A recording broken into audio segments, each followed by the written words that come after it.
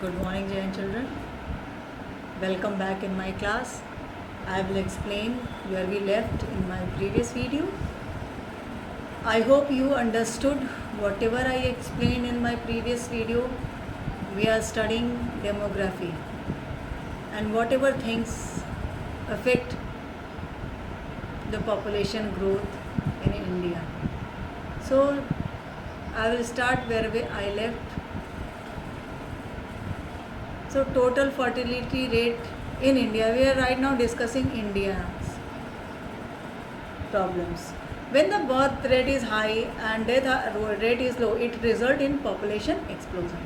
In a country, rate is still high because of mindset of people, desire of male child, and paternal society, where we think the boy is very necessary. A boy, male child is very important. So this is the one of the most important thing. That's why population is growing. Replacement level. Kerala and Tamil Nadu, zero stabilized level due to literacy. Uttar Pradesh, very high replacement level, 4-1. It can be good increase in youth population, low fertility rate. Tamil Nadu, Karnataka, Himachal Pradesh, West Bengal, Kerala, Uttar Pradesh, Bihar, Rajasthan, Madhya Pradesh, mostly north in the northern states due to desire for male child. Age structure of Indian population. 0 to 15 years youth population, 15 to 65 years working population, above 64 years old retired population. Demographic dividends. Working population is higher than the non-working population. What we see in our society that one male person is earning and rest the family is taking rest. So this is also one of the reason that we cannot grow as America grew.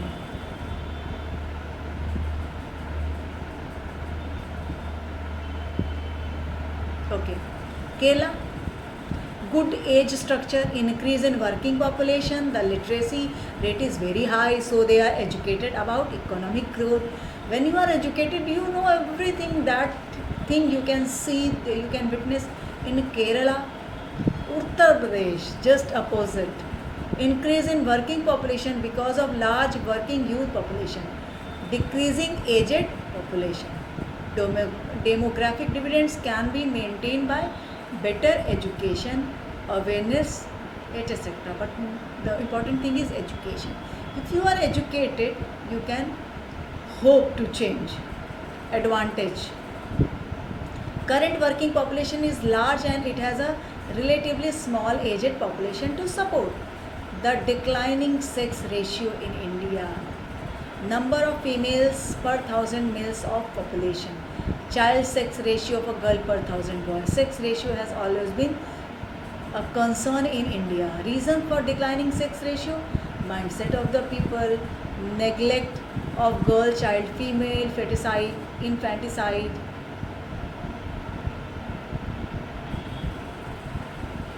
Maternal mortality rate, women die during childbirth. The child sex ratio is still very scary as there is a dark and drastic fall. Prosperous states such as Punjab and Haryana have maximum female infanticide and down with burning because dowry is very high and parents want to save money.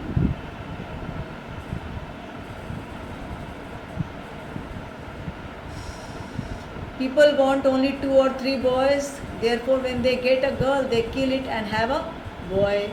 Sonography to know the sex of the child.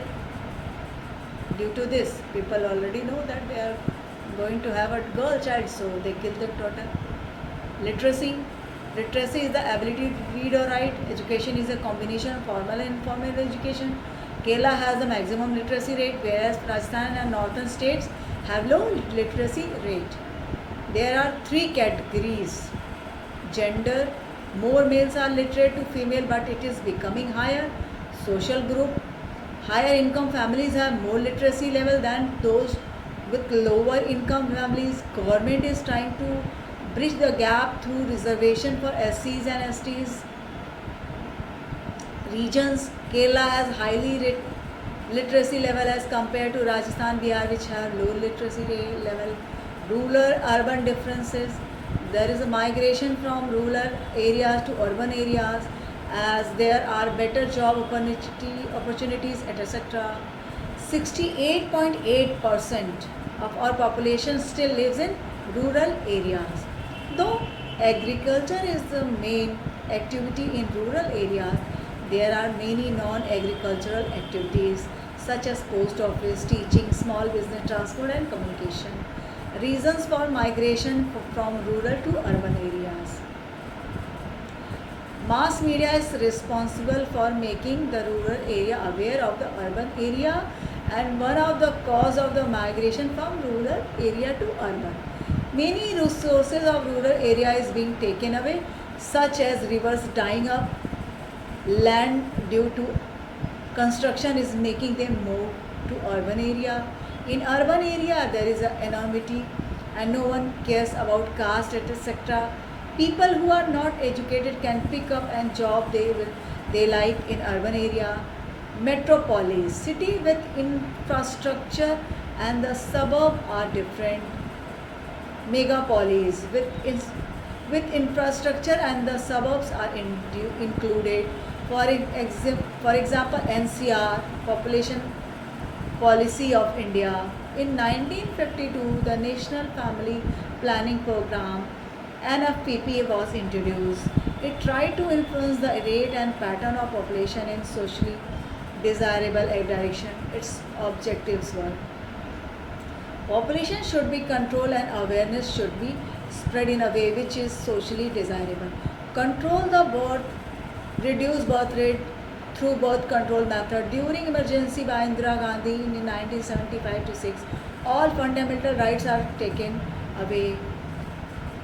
Anybody could be put in jail within a trial. Mass sterilization program was introduced by Sanjay Gandhi. These all things are available in your book.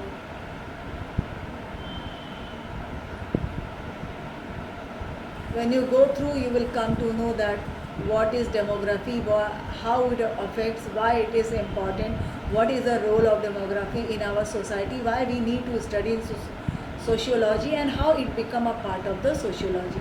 When you read and listen all these things, you are able to understand and able to comprehend things properly, how it is very important. If you are living in a society, you need to know everything regarding your society. Otherwise, you will not be able to do anything for your society. If you become the effortless person, you are become a person who has nothing to do with the society, a lazy person, a useless person. So we need to know everything regarding our society, our sociology, so that we can do our initiative. It's our own moral responsibility. We are studying sociology, so it is our moral responsibility to do something for our society, to do something for our country. When you start from your society, country will automatically develop, country will automatically change. So we have to take initiative.